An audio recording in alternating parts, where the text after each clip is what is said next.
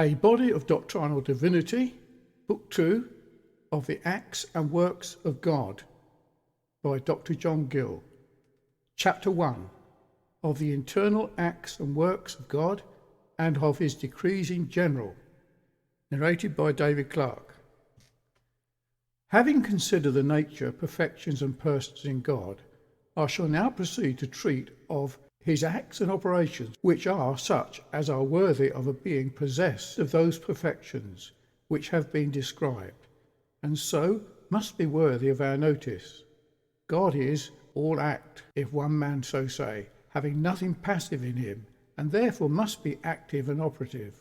My Father worketh hitherto, and I work, John 5:17, in which words there is a term fixed unto which God had worked, the then present time Christ spoke them, but none from whence he began to work.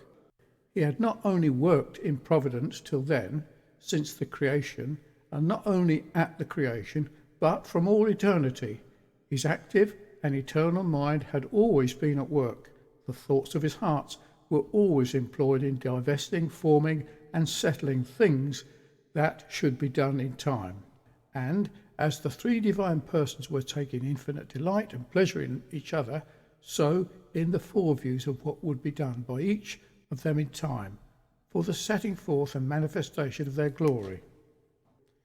The acts and works of God may be distinguished into internal and external. The external acts and works of God are such as are done in time, visible to us, or known to us, as creation, providence, redemption, and his internal acts are works which must first be considered, and are what were done in eternity, are commonly distinguished into personal and essential. Personal acts are such as are particular to each person, and distinguish the one from the other, and which have been taken notice of already in treating of the doctrine of the Trinity. Essential acts are such as are common to them all, for as they have the same nature and essence, they have the same understanding, will, affections, and the same acts appropriate to these belong unto them, both with respect to themselves and to the creatures they meant to make. That is to say, they mutually know each other, love each other, and will each other's happiness and glory, and have the same knowledge of all concerning the affections of creatures to be brought into being by them. And among these internal acts of the mind of God are his purposes and decrees, and these are proposed in himself, Ephesians 1:9. For what is true of the one of his purposes is true of all, and that they are such in God is certain, and which respect not only the affairs of grace, but those of providence, even the whole earth and all things in it, Romans 9:11, Ephesians 1:11, 3:11, Isaiah 14:24 and 27, and which go by various names in Scripture. Sometimes they are called the thoughts of his heart. They are the deep things of God, which lie in the innermost recesses of his mind, are only known by himself and searched by his Spirit, as the thoughts of a man can only be known by the Spirit of man within him. Psalm 33 verse 11, Jeremiah 29 verse 11, 1 Corinthians 2:10, 11. Sometimes they are called the counsels of God, said to be of old, ancient ones, even from eternity, and to be faithfully and truly performed in time, Isaiah 25:1. And their being so called does not suppose any degree of ignorance or want of knowledge in God, or as if he were at a loss what to resolve upon, and therefore consulted with himself or others what was fittest to be determined on, but because such resolutions that are taken after mature deliberation and consultations are generally formed in the wisest manner, and commonly most successful in the execution of them, therefore the purposes of God, being made with the highest wisdom, from thence they have the name of counsels. They are sometimes called decrees, and so we commonly call them, being the determination of the mind of God, what he has fixed, settled and resolved upon, Daniel 4 verse 17, Zephaniah 2:2, and so the determinate counsel of God, Acts 2:23. Sometimes they are expressed by preordination, and predestination. So Christ is said to be foreordained before the foundation of the world. 1 Peter 1:20. And men are said to be predestined to the adoption of children and to an inheritance. Ephesians 1:5-11. That is, are foreappointed thereunto in the decrees of God, and often they are signified by his will and pleasure, by the counsel of his will, and by his counsel and pleasure.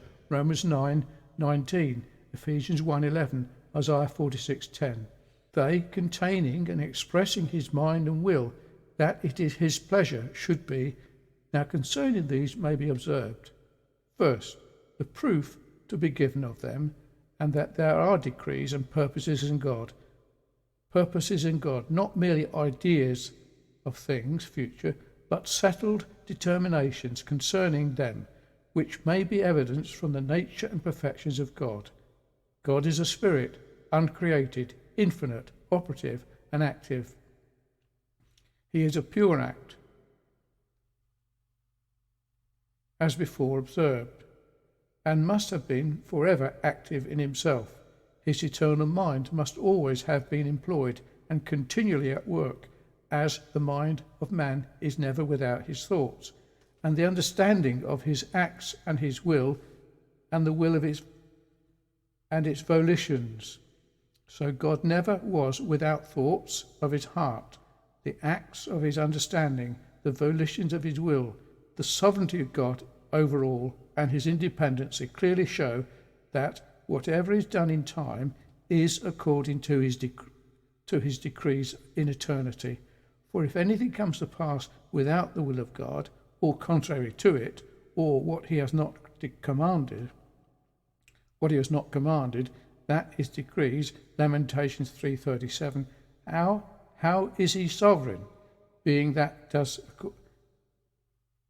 How is he a sovereign being that does according to his will in heaven and on earth, and works all things after the counsel of his will?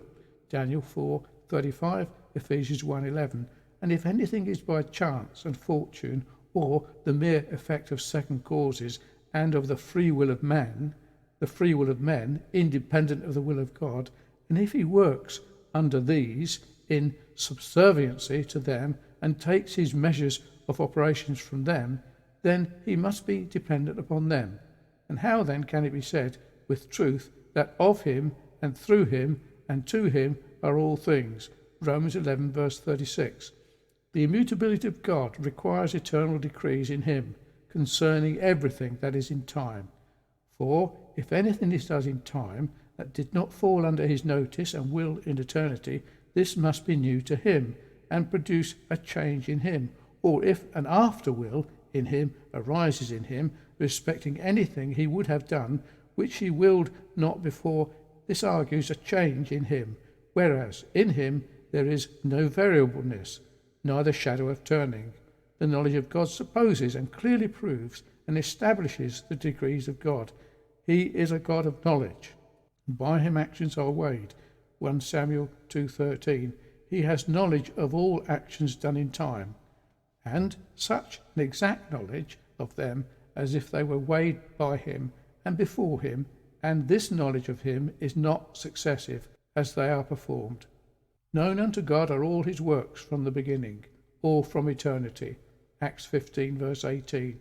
Both what he would do himself and what he wills to be done by others. And this knowledge is founded on his decrees. He knows that such and such things will be, because he has determined they shall be. Once more, the wisdom of God makes it necessary that there should be eternal purposes and decrees in him concerning things future. He is the all-wise and only wise God, and in wisdom makes all his works, which cannot be supposed to be made without previous thoughts and determinations concerning them. What wise man undertakes a building without first determining what it shall be and what materials it shall be made, in what form, the manner, as well as for what purpose? And can we imagine that the all-wise God, who builds all things, should go about them without preconceived measures and settled determinations concerning them? Who is wonderful in counsel and excellent in working? Isaiah 28:29. Secondly, the extent of the decrees and purposes of God deserve notice and consideration, and they reach to all things that come to pass in the world, from the beginning to the end of it. The world and all things in it are created by and according to the will and pleasure of God. Revelations 4:11. The heavens, their creation, stability, duration, and passing away, and succeeding by new heavens, are by a decree that cannot pass. Psalm 148 verse 6. The earth in its different forms, before and after the flood, its continuance and final destruction, with the day or time of it, are by the word or decree of God. 2 Peter 3, 5-7, 10. The sea and the receptacle of it, and its boundary, the sand which its waters cannot pass, are by the perpetual decree. Job 38 verse 10, 11, Proverbs 8:29, Jeremiah 5:21. The rain which is exhausted out of it has its decrees, and there is no shower falls but by the will of God, whether it is given as a mercy to make fruitful seasons, or whether it be withheld, or poured down in too great plenty, in a way of judgment. It is all according to the word, will, and decree of God. Job 28:26, Amos 4:7, 8, 5, 9. The peopling of the world and the distinction of nations, the rise, progress, the ruin of states, kingdoms, and empires are all according to the decrees of God, even every petty state and kingdom, as well as the 4 grand monarchies, the destruction of the first of which, the Babylonian monarchy, as it was by the decree of the Watchers, and by the demand of the Holy Ones, that is, by the decrees of the Most High, so the origin of it, and its rise of it, its glory and its grandeur. And the same is true of all the rest. Deuteronomy 32:8, Daniel 2:38-44, 4:17-20. Particularly the people of Israel, a select and distinguished people from all the others, their original from Abraham, Isaac, Jacob, their servitude in a land not theirs for 400 years, their settlement in the land of Canaan, their government under judges and kings, and their several captivities were all determined, as well as their last destruction, when the desolations determined were poured upon the desolate, and so is their future conversion and restoration. Genesis 15:14, Exodus 15:17, Daniel 9:26 and 27, Romans 11:25 and 26. The Church of God, in its different states, under the legal dispensation, the time appointed of the Father, when it was under tutors and governors, Galatians 4:1-2, and under the gospel dispensation, the world to come, and the time of Reformation, when all things became new, the former covenant waxed old and vanished away, and the ordinances of it and the new ones took place, and which continues to be the accepted time and day of salvation, all by divine appointment. The persecutions and sufferings of the Church of Christ under the 10 Roman empires, signified by 10 days, Revelations 2:10, and under Rome papal, for a time and times and a half time, even 42 months, or 1,260 days or years, the time of the church being in the wilderness, and of the wilderness prophesying in sackcloth, and of the reign of Antichrist, are all fixed by the decrees of God. And when the time is up, the angel will swear by the living God, the time shall be no longer, that is, antichristian time. Revelation 10:6, 11:2, 3:12-14, 13 and 5, as well as the glory of the church in the latter day, for which there is a set time, and which God will hasten in his own time, when there will be great light and prosperity, numerous conversions, a great spread of the gospel, and an enlargement of the interest of Christ, and much purity and righteousness. Psalm 102 verse 13, Isaiah 60:1-22. In short, everything respecting all the individuals of the world that have been or shall be, all correspond to the decrees of God, and are according to them. Man's coming into the world, the time of it, and all the circumstances attending it, all events and occurrences they meet with throughout the whole time of life, their places of habitation, their stations, calling and employment, their circumstances of rich and poverty, of health and sickness, adversity and prosperity, their time of going out of the world, with everything attending that. All are according to the determinate counsel and will of God. Ecclesiastes 3:1, 2, 7:14, Acts 17:26, Job 14:5, and particularly all that relate to the people of God, as well their spiritual, eternal and temporal concerns, their election of God, their redemption by Christ, their effectual calling, which is according to the purpose of God, the time, manner and means, all their changes in life, their afflictions and distresses, deliverances and salvations from temptation and trouble, yea, even the final state and condition of good men and bad men is settled and determined. But this will be more particularly considered under the special decrees of God respecting rational creatures. All that Christ was to be, do and suffer for his people are what the hand and counsel of God determined, his incarnation, the time of his coming into the world, all that he met with from the hand of God, from men and devils, while in it his sufferings and death and all circumstances attending the same. Galatians 4:4, Acts 4:28, 2:23, Luke 22:22, 37. In a word, everything that comes to pass in this world, from the beginning to the end, is preordained, everything good and bad. Good by his effective decrees, that is, such as which he determines what he will do by himself or shall be done by others, and evil things by his permissive decrees, by which he suffers things to be done, and which he overrules for his own glory, yea, things contingent, which, with respect to the second causes, may seem to be, or not be, of the free actions of men, such as the prophecies founded on decrees concerning the names of Josiah and Cyrus, and of actions being performed by them, of their own free will, many hundreds of years before they were born, yea, even things of the least importance, as well as the greatest. The hairs of men's heads are numbered, 2 sparrows, not worth more than a farthing, and yet fall not to the ground without the knowledge, will and purpose of God. Matthew 10:29 and 30. Thirdly, the properties of the purposes and decrees of God may be next considered. 1. As they are internal acts, they are immanent ones. They are in God, and remain and abide in him. And while they are so, they put nothing into actual being. They are concerned about until they bring forth, or are brought forth, into execution. They are in God, and remain and abide in him. And while they are so, they put nothing into actual being. They are concerned about until they bring forth, or are brought forth into execution. Then they pass upon their respective objects, terminating on them, and issue in actual operation, and then they are called transient acts. Until then, they are the secrets in God's breast and are unknown to men. 2. They are eternal, as God himself is eternal. So are they. For, as some divines express it, God's decrees are himself decreeing, and therefore, if he is from everlasting to everlasting, they are so likewise. If the knowledge of God respecting all his works is from the beginning, or from eternity, which arises from his decrees, then they themselves must be from eternity.